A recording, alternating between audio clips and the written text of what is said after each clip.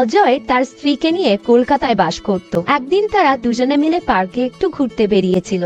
তারা একটা পার্কে বসে গল্প করছিল, কিন্তু হঠাৎই কোথা থেকে যেন বৃষ্টি শুরু হয়ে গেল। সুনন্দা, চলো ওঠো, আমাদের বাড়ি যেতে হবে। তোমার তো আবার ঠান্ডা লাগার ধাত রয়েছে, তাড়াতাড়ি ওঠো। ধুর বাবা, এখনই বৃষ্টিটা আসতে হলো। আমার আর ভালো লাগে না।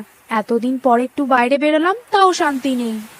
এরপর অজয় আর সুনন্দা পার্ক থেকে বেরিয়ে গিয়ে ভিজতে ভিজতেই বাড়ির দিকে রওনা দেয়। বাড়ির দিকে যেতে যেতে হঠাৎ তারা একটা ছাতা রাস্তায় পড়ে থাকতে দেখে। আমার মনে হয় কারোর কাছ থেকে ছাতাটা হয়তো পড়ে গেছে।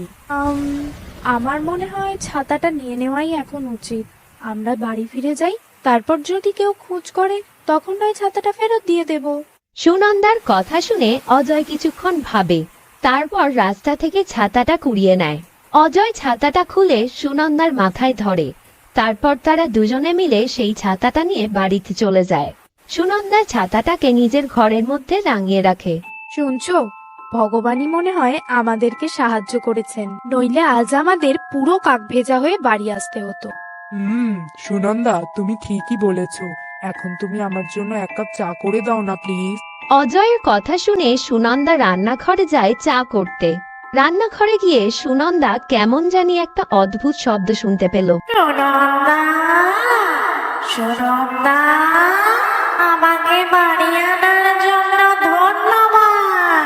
সুনন্দা মনের ভুল ভেবে চারিদিকে তাকাতে থাকে, কিন্তু রান্নাঘরের মধ্যে সে কাউকেই দেখতে পায় না।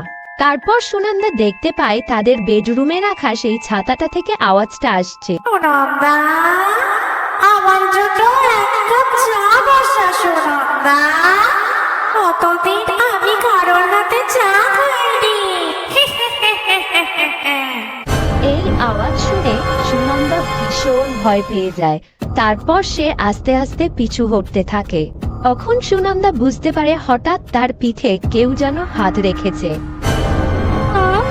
আমার পিছনে কে দাঁড়িয়ে আছে? সুনন্দা, আমি তো অজয়। তুমি এত ভয় পেয়ে আছো কেন? কি দেখছিলে ওইদিকে? ও অজয়, তুমি? আমি তো ভাবলাম অন্য কেউ হয়তো। আমি ছাড়া আর এখানে কে থাকবে সুনন্দা? আমার মনে হয় তুমি এখন বড্ড ক্লান্ত হয়ে আছো। আমি স্পষ্ট শুনলাম, জানো, ওই ছাতাটা আমার নাম ধরে ডাকছে। ওটা ছাতা নয় সুনন্দা, আমি তোমায় ডাকছিলাম। তুমি এখন গিয়ে একটু রেস্ট নাও, আমি নিজের জন্য চা করে নিচ্ছি। অজয় তখন নিজের আর সুনন্দার জন্য চা বসায়। সুনন্দাও তাকে একটু সাহায্য করে দেয়। সুনন্দা আর অজয় যখন চা